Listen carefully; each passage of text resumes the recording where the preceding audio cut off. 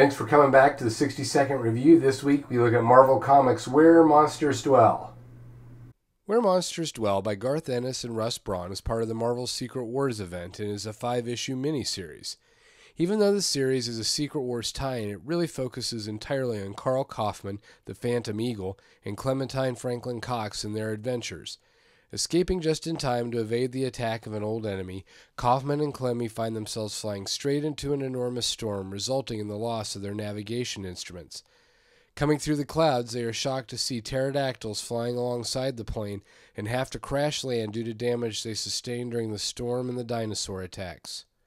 After Kaufman manages to elude a hungry T-Rex, he and Clementine take a small canoe from their island over to the next closest island because they can see a smoke trail wafting into the sky. Hoping to find other castaways, they push out into the open water only to be caught up in a battle for supremacy on the prehistoric food chain. Once they reach land, though, they are surprised to learn that they aren't the first survivors of such a storm and that the previous survivors aren't anywhere to be found. The end of the third issue finds Kaufman trying to figure out where all of the men on the island are and ends up being caught sneaking around, which earns him a spot at the Unix station.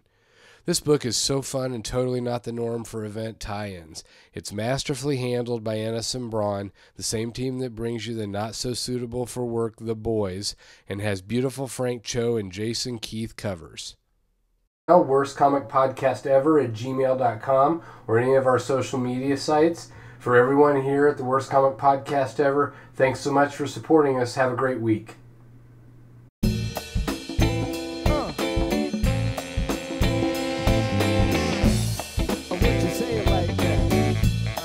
How you do that there?